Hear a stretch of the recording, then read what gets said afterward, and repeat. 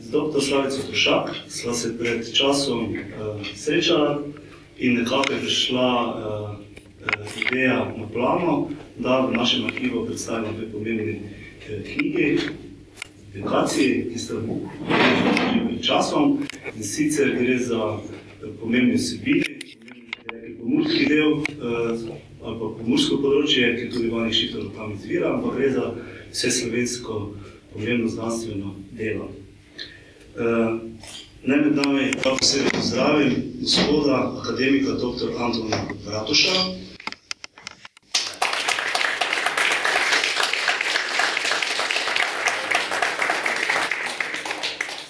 Gospod Bratuša je tudi častni član ustanove dr. Šiftarjeve fundacije. Med nami pozdravim tudi dr. Slavico Tušak, predsednico programskega sveta ustanove dr. Šiftarjeva fundacija ter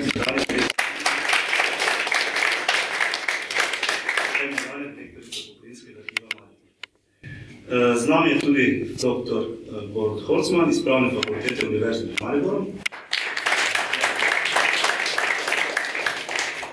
Med nami pa pozdravljam tudi avtorja knjige V Muri in daleč, čez, korespondenca Vanega Šiftarja z nekaterimi pomurskimi rojaki, gospoda Mirka Munda.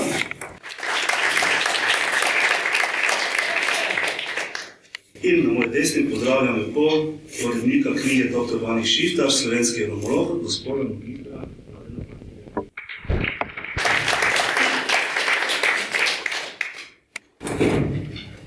Še enkrat pozdravljam tudi vsi vi, ki ste se odzvali temu povabilu na ta prečudovit Martinov petek.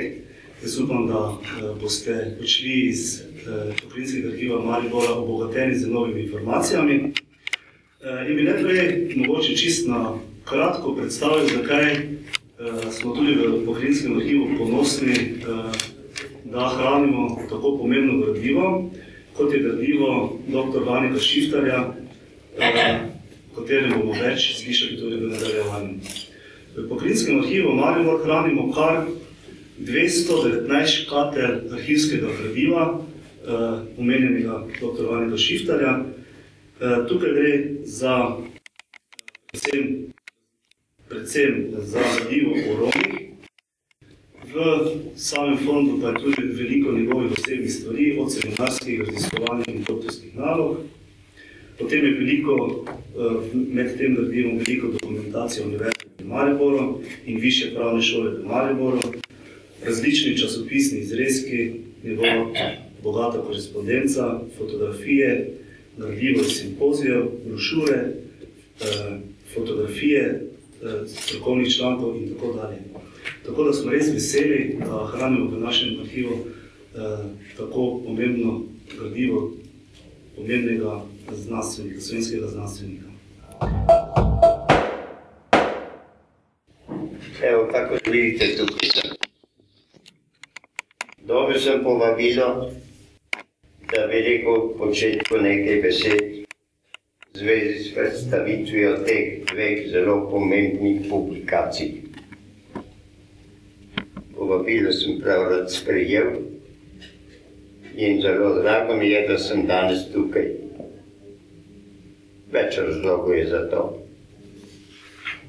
Da sem danes tukaj, to je zavod, to je hiša, ki hrani zlato. Neverjetne dokumente o kulturni zgodovini Slovenije. In moj prvi obisk je bil nekje 80 let, ko sva z Vanekom prvič sem prišla, ker je on pač iskal mesto za svoje arhive. Vanek namreč je bil zgleden človek v vsakem oziru, na vseh področjih. Njegovo življenje, njegovo delo je imelo toliko razsežnosti, da je v te dve knjigi, da je to samo en mali del njegove dejavnosti. Skupaj s prvo knjigo, ki je išla 2001, mislim, to je Narod, kultura, pravo, ki je izdala Pravna fakulteta. Tako je. Evo, to je ta prva knjiga. Dva asistenta sta bila takrat, danes sta profesorja oba, ki sta mi pomagala, da smo jo spravili skupaj. To je izredna trilogija o Vanekovem delu. In ti dve drugi knjigi sem prepričan, da bi se odlično predstavila, kakor sta ju odlično pripravila študijsko, s predhodnim raziskovanjem, v sodelovanju z Vanekom Šifterjem in potem oblikovala moje prijatelja Mirko Munda in Mladen Tancer. Sodelujemo že nekaj let na teh stvareh, pa še nekateri drugi in upam, da bomo še. Ampak o tej vsebini ne nameravam zdaj govoriti, ker bo sta ona gotovo povedala, kar je treba in bo se to bolje upravila, kot bi pa jaz improviziral. Rad bi pa povedal, da s tem pravzaprav še ni izčrpano prikazovanje Vanekovega delovanja na raznih področjih. Eno, ki ga smatram enostavno kot naš skupni dolg, Vaneku, so terezijanski urbarji. Slučajnost je hotela, tako sem raziskoval prekmurske dialekte, so mi otroci prinesli en sebeborski urbar. To je bil eden od mnogih urbarjev iz zakona Marije Terezije za urbarje, ker je hotela zaščititi kmeta pred samogoltnimi veljaki. In še danes se spomnim, in bilo dobro, da se tudi današnji veljaki spomnijo besedila, ki ga je napisala Marija Terezija, namreč, da jatve kmetu je treba imajo mejo tam, dokoder on lahko preživlja svojo družino in sebe. Bilo bi dobro, da vsi veljaki se tega spomnijo in se potem vsaj do neke mere držijo. To je bilo prosvetenstvo in iz prosvetenstva ima tudi naš narod dolge spomine in imamo kulturno dediščino. Ampak ta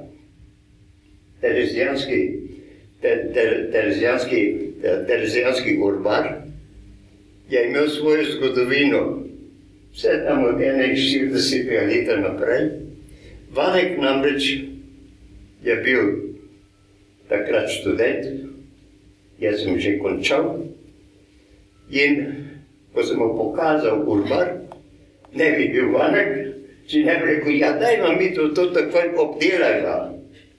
In spet Vanek ne bi bil Vanek, če ne bi rekel, ti boš obdelal jezik slovenski, jaz bom obdelal družbeno-ekonomske razmere, profesor Dolenc, ki je bil član Akademije slovenske znanosti, bo pa pravno stran obdelal.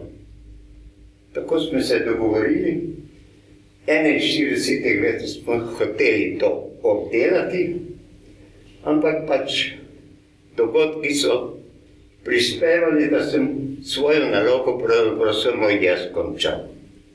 Predal sem svoje nekje julija 41. profesora Dolencu. Žal, Vanek svojega ni mogel napraviti, ker so ga Mađari mobilizirali in je šel čistiti konje v nekih konjušnicah vojaških. Profesor Dolenc žal je umrl in moj rokopis je ostal pri njemu. In šele sredi 60 let se je odkril. In takrat je Vanek želel, da greva ponovno na obdelavo urbarjev.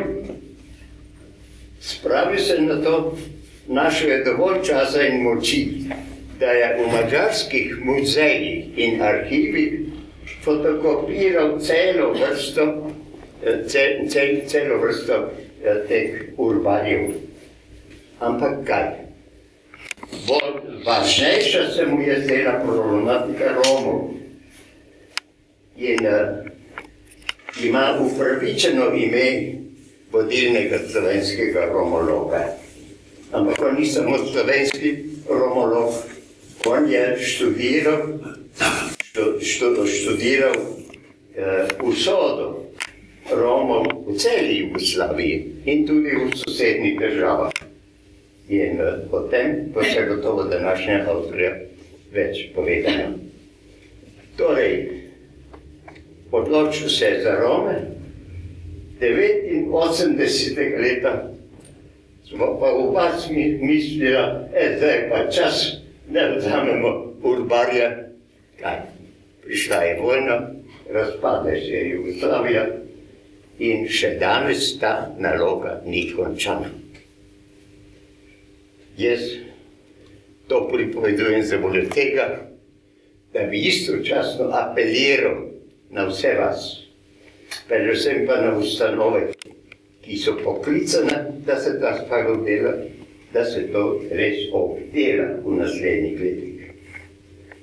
Danes sem govoril s profesorjem Jeseniškom, sem ga vprašal, kako so na univerzi z delom, ali bi bili pripravljeni skupaj z znanstveno-raziskovalnim centrom Slovenske akademije znanosti in umetnosti, Šiftarjevo fundacijo, da se ta v naslednjih letih spravi pod streho.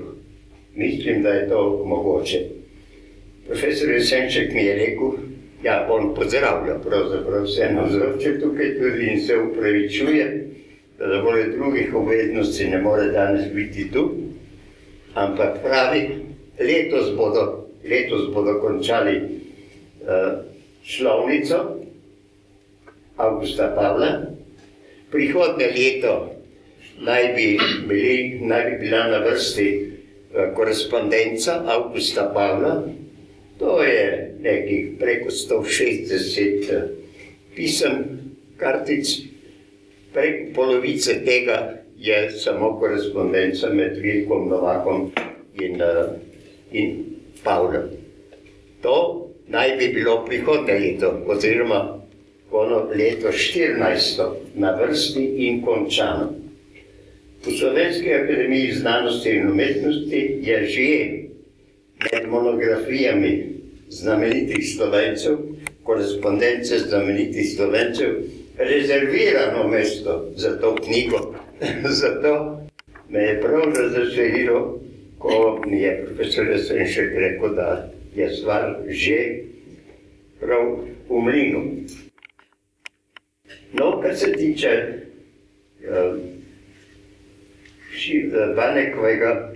Vanekove korespondence, jaz bi rekel samo to, da je Vanek bil poleg drugega tudi znameniti epistolog. On je vedel vrednost vsega, kar naj se ohrani za naslednje generacije in je to vedno spravljal 60 let sva se sestajala, 39. je bilo prvič, ko sem jaz šel še takrat kot študent raziskovati dialekte. In Vanek me je spremljal do Srednje Bistrice, ker sem pač je bila prva hiša, rodbina. Spraševal sem na oni način z ono tehnologijo, ki smo jo takrat imeli. Ja, vzel sem dedeka, očeta in vnuka. Tako izgovarjajo. Seveda nisem imel tudi pomočkov, kot danes imajo jezikoslovci, pa je bilo osnovno kaj uho, ujame. In sem to zapisoval, pa potem tudi objavil. In to končno je v zborniku o Avgustu Pavlu lansko leto moj spis o jeziku urbarjev izšel. Ampak ono najpomembnejše vsebina teh urbarjev, družbena, ekonomska, politična, pravna, to je ostalo.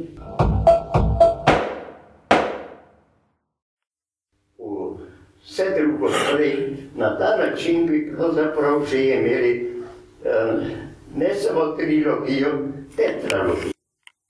Ampak imamo pa še drugo, to je Vanekovo delo kot pravnik. Doslej je obdelano, znanstveno obdelano te druge razsežnosti, ampak Vanek Šifter kot pravnik, kot eden od soustanoviteljev Mariborske univerze, kot človek, ki je s prakso se bavil od tožilca do sodnika, take so bile pač razmere, in človek, ki je bil tudi zakonodajalec. Na področju zakonodajalstva je njegovo znamenito delo predvsem boj priznati status Romov, manjšine, ne pa kot neka etnična grupa, ne samo v Sloveniji, tudi njegove predlogi v skupščini takratni so znani in to je ravno tako treba obdelati. Prepričan sem, če se obnovi ta ideja dr. Cirilu Ribičiču, da bo on prav rad sprejel in to obdelal in našel sodelavce, ki jih bo potreboval. Rad bi, da bi imeli v naslednjih nekaj letih kar 5 takih monografij, ki bi prikazovali v razsežnosti, znanstveno obdelane razsežnosti delovanja Vaneka Šifterja. Evo, najlepša hvala za pozornost. Pozdravljam vse skupaj in se vam zahvaljujem, da ste se v tolikem številu udeležili tega dogodka. Hvala.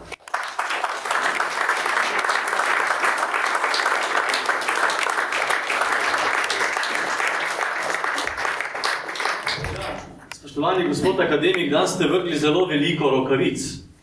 Jaz upam, da bom mogoče tudi sam kakšno med njimi pobral. Saj sem pravni zgodovinar in upam, da hodim s čevlji nekdanjega profesorja Dolenca, pa še koga. In najverjetneje bo ta zadeva našla na moji mizi kmalu en odgovor, že zaradi tega, ker pripravljam ena izhodišča prav za zemljiško-gospoščinske razmere slovenskega, najprej slovensko-goriškega prostora, ki pa je zelo blizu in meji, tako rekoč, samo Mura je meja na Prekmurje, tako da gotovo bom poskušal vsaj en prst od tiste rokavice zemljiških gospoščin pobrati.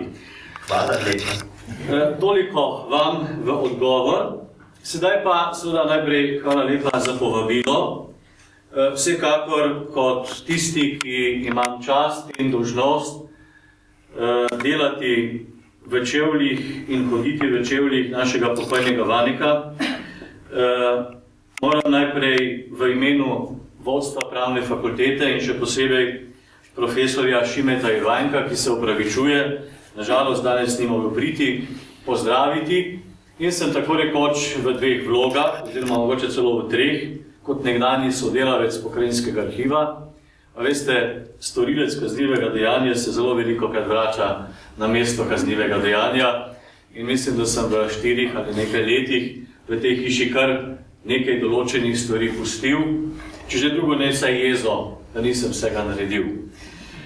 Vsekakor pa kot pravnik in kot človek, ki mu je bilo dano marsikje sodelovati, in tako mi je res bilo dano sodelovati pri prvi monografiji. Takrat sem smel urediti, pisati nekaj misli. Uredili smo takrat okoli 40 člankov, obdelali profesorja Vaneka kot mentorja, kot človeka družbeno-politične odgovornosti, človeka z področja kulture in še kaj bi se našlo. In kot rečeno, izdali smo zbornik s 3 pomembnimi izhodišči: pravo, narod, kultura. In seveda v svojem manuskriptu, ki sem si ga napisal, sem rekel, moram govoriti o 2 velikih Prekmurcih, ampak zdaj se vas je to kot tu nabralo, da moram reči, govoriti o nekaj velikih Prekmurcih, ampak citiral bom pa samo enega. Citiral bom Miška Krajnca, človeka, prekmurskega človeka, utemeljitelja socialnega realizma, ki je leta 60 pisal Vaneku in s tem, sedaj to lahko rečem, pa bomo najverjetneje, ko bomo imeli oktologijo ali decemlogijo o profesorju Vaneku Šiftarju, poznali pot zaslužnega profesorja Univerze v Mariboru, njegovo prehojeno pot, njegov bogat življenjski opus pronicljivega pravnika, znanstvenika, univerzitetnega profesorja, urednika, pesnika in seveda predvsem častilca vsega lepega, nehote postavil Vanekov program. To lahko preberemo iz tistega pisma in Miško Kranjec je takrat zapisal: pri tebi oziroma sploh okrog tebe naj bi bilo nekakšno zbiranje vseh ljudi, ki se ukvarjajo s kulturo, prosveto, a tudi politiko. Takšne osebnosti mi danes v Soboti nimamo, jo pa krvavo potrebujemo. Pri tebi bi se dalo vse to, mi vsi bi se zgrinjali okrog tebe, pri tebi naj bi bile vsakovrstne široke diskusije o vsem. Prepričan sem, da bi se kulturno življenje v Pomurju široko razmahnilo in ljudi bi si pridobili, ki jih zdaj izgubljamo. Na vse zadnje moraš priznati, da te je kultura vedno obsenčevala. Veš, od politike se človek še kako poslovi, od kulture se je težko. Verjemi mi, nekoč ne boš razočaran, da si se lotil česa takega, to da mi potrebujemo neko duhovno zbirališče, ki ne bo tečajniško in komisijsko. Tako je leta 60 zapisal Miško Kranjec.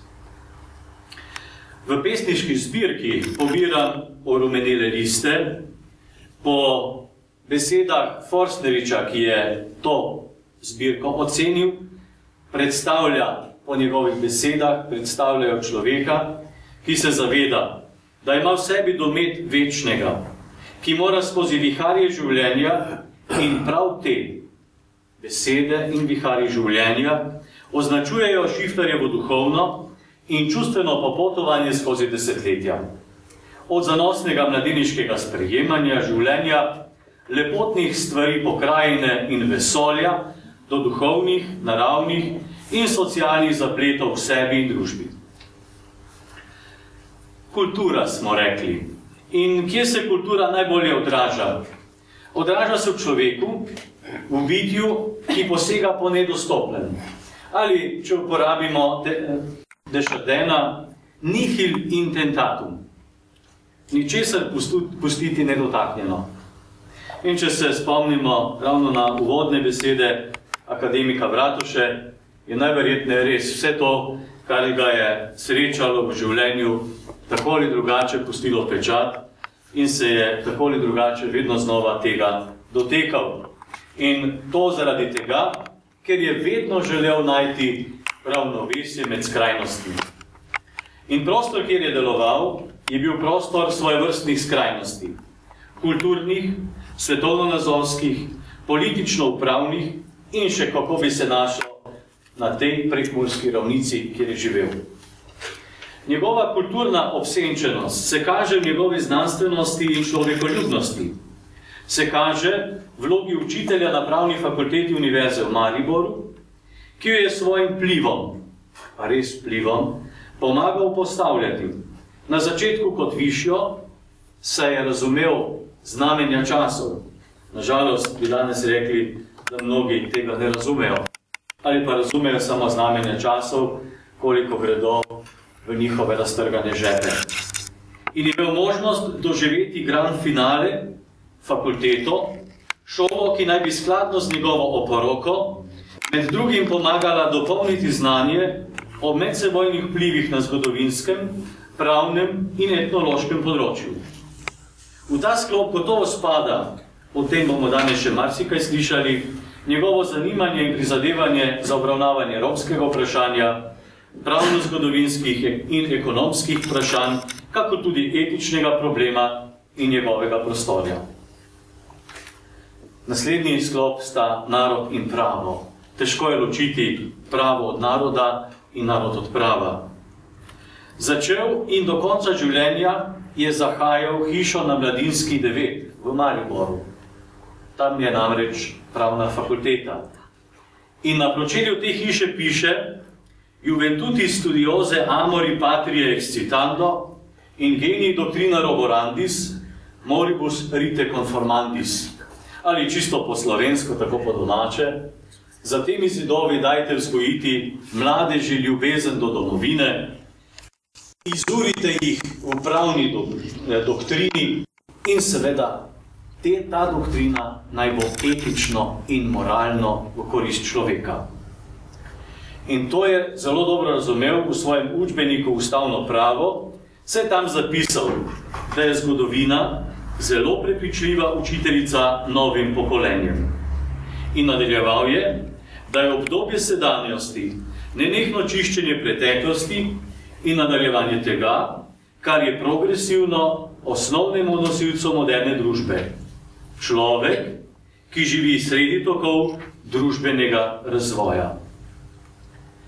Bil je človek, ki razmišlja o smislu človekovega bivanja na življenjski ravni. Vsega, česar se je lotil, je odsevalo znanstvenika in razumnika, ki sta mu svoj pečat dala čas in prostor, v katerem je živel. In nihče pošten ne more reči, da si ni prizadeval za duhovno zbirališče. Že v Zibel mu je bilo dano nihil intentatum, saj je s sodobnikom, ki ga morda ni niti poznal, imel veliko skupnega. To je bilo skrito v vsestranski radovednosti, neutrudnem iskanju in poštenosti do najdenega. In kar ga je delalo velikega, je bila njegova skromnost pred najdenim. Kot znanstvenik se nikoli ni podajal na pot, pa naj bila še tako razvožena, večkrat nepojmljive moči za vračanje v lastno gnezdo med svoje. Kljub širini, kljub visokim idejam, je ostal nizko pri človeku, se zanimal za malega človeka, njegov socialni status in družbeni položaj. In dovolite, da zaključim z vizijo in željo. Želeti je, da bi se danes ponovno našli ljudje Vanekove širine in kulture, da bi ljudem našega prostora veljali središče in torišče, varnost in predvidljivost, da bi ta prostor vedno bolj postajal prostor, kjer se bo mnogo lepega reklo, pošteno mislilo, bo duhovni prostor in kamor bodo ljudje radi prihajali. Hvala lepa.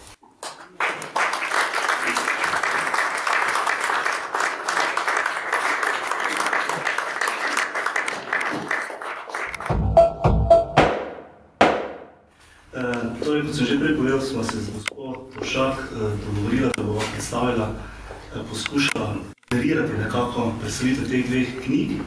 In moram povedati, da sem zelo vesel, da sem izbral tole knjigo.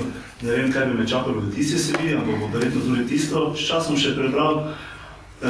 Ne povem, da sem doma zelo blizu reke Mure, ki je meji, sem pa na pomurski, mislim na slovensko-goriški strani, tako da moram povedati, da sem tudi nekako povezan z Romi, kajti tu v mestu vi ne poznate tistih stvari, recimo, ko pridejo za Božič ali pa za Valentinovo, vedno več praznikov si po domačem vedno izmislijo in pridejo k nam domov igrati. To zdaj srečaš njih, njihovo petje, način življenja, včasih tudi kaj skupaj popijemo, se pogovorimo, tako da sem zelo vesel, ker sem spoznal nekaj novih teh stvari.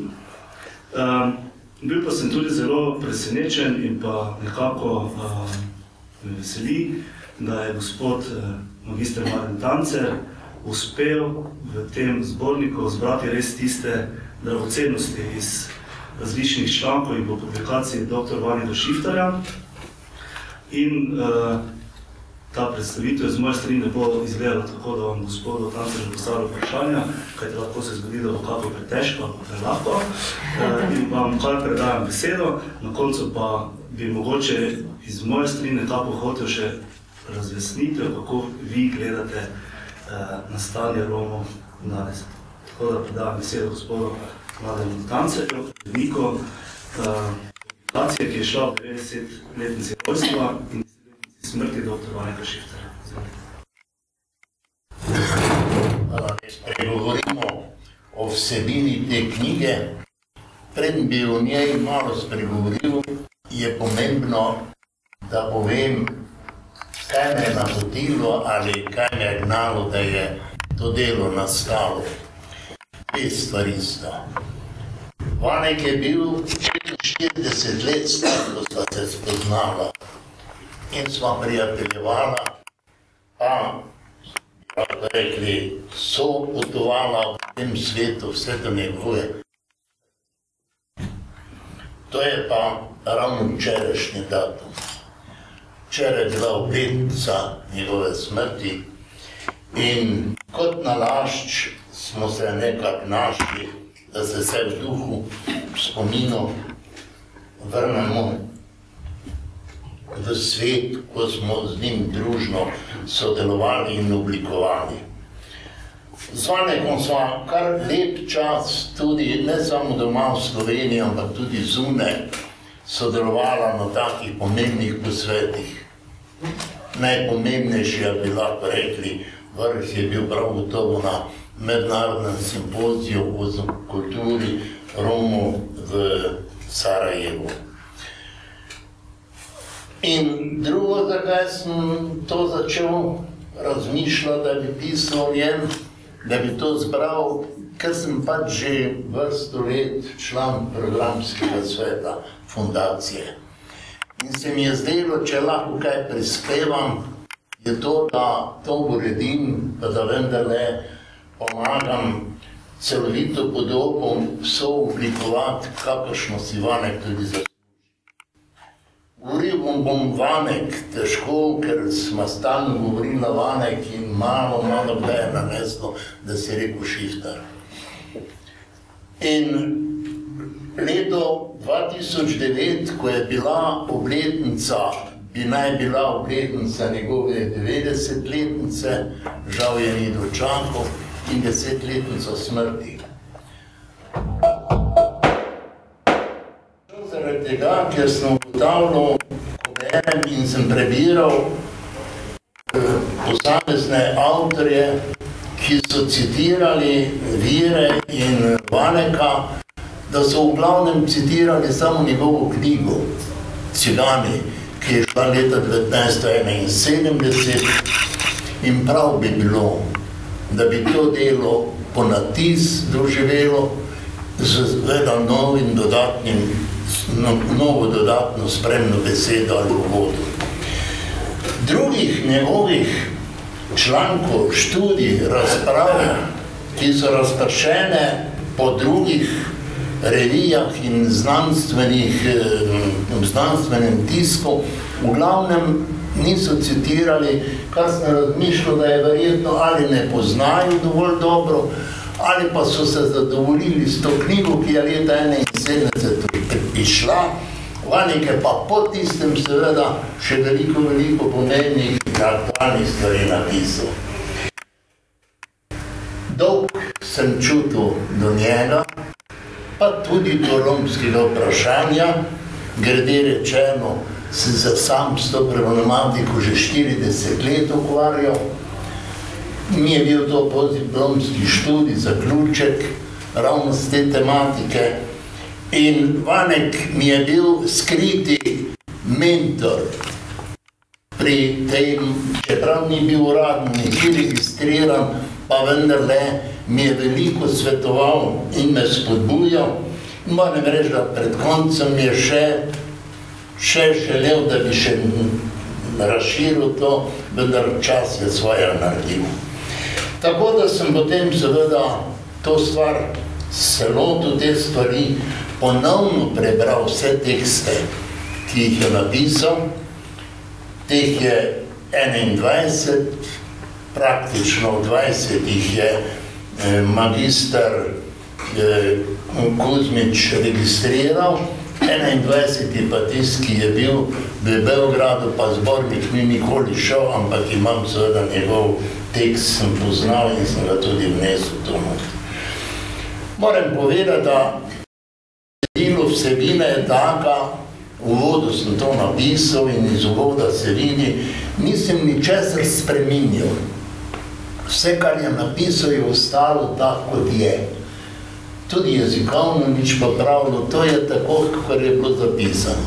Pa tudi časovna razporeditev ostala, torej kronologija izdajanja. In seveda sem to obdelano materijo celoti tako, kot je, zbral, uredil v opus, tako da je to, bi lahko rekli, zbornik za tistega, ki se z romsko tematiko ukvarja, na licu mesta ima vse lepo zbrano, njegova besedila, ker so nekatera danes teže dostopna. Eno besedilo sem kar nekaj mesecev rabil, da sem do njega prišel, s pomočjo univerzitetne knjižnice v Mariboru, pa v Ljubljani Nuka in po mukah smo dobili, ker je bil to tekst, ki je bil izven Slovenije, je bil torej v Beogradu in se ni dalo priti do njega. Po nekaj mesecih smo, pa tako, da ga imamo, da je to vse shranjeno. Potem, če vzamem zdaj vsebinsko, napisal sem njegovo bibliografijo romologije, seveda. Je točno navedeno, kje je šlo, kdaj je šlo, na katerih straneh, skratka tako, kakor bi naj bilo v enem takem kvalitetnem in znanstveno sprejemljivem delu. Potem pa tudi korespondencu, ne korespondencu, tudi zapise v njem ali bibliografijo zapisal o Vaneku Šifterju. Tu sva dva, ki sva bila, gospa Slavica, ima tekst, pa jaz, pa drugi. Potem so pa v knjigi pa dodani, seveda, to sem zelo vesel in je prav, da je tako, so še 4 besedila dodana. To je pa uredila gospa Vera Klopčičeva, ki je najbolj zaslužna, da je delo skupaj potem bilo oblikovano in spravljeno. To so potem, Tone, ti si dal tekst noter, potem je Ackovič iz Beograda, pa Vera Klopčičeva in pa Horvat Jožef Muc. To so 4 besedila, ki so dodana, tako po tistem, ko sem jaz besedilo oddal. Kaj rečemo vsebini? Vsebina je najboljši tisk, ki ga zanima, bo vse to noter našel. Drugim pa, če prebere uvod, mislil se najprej širši esej o Vaneku napisati, pa sem potem razmišljal, da bi razvrednotil tisto, kar je bilo doslej v njem napisano. Pa sem raj nakazal preberite to. To je ta napisal, to je oni napisal in tako sem odstopil od tega. Imel sem že v konceptu vse, ampak sem odzil, da je bolj pošteno in pravično, da tako. Da sem zapisal, zbral in uredil zapuščino Vaneka in pa seveda zapise tisti, ki so v Vaneku pisali. Tako da je to celovita podoba, jaz sem zelo vesel, da je knjiga išla. Poleg prvega in drugega zbornika, ki si ga to ne omenil, je potem seveda to dodatek kot tretja, pa potem to, kar bomo slišali, korespondenco četrta. In je seveda v tej, lahko rekli, Vanekovi zapuščini so ta 4 dela in jih bi bilo treba seveda zdaj množiti. In seveda nadaljevati s tem, kot si ti nakazal in pa tudi izrazil, da bi bilo to edino in pravično.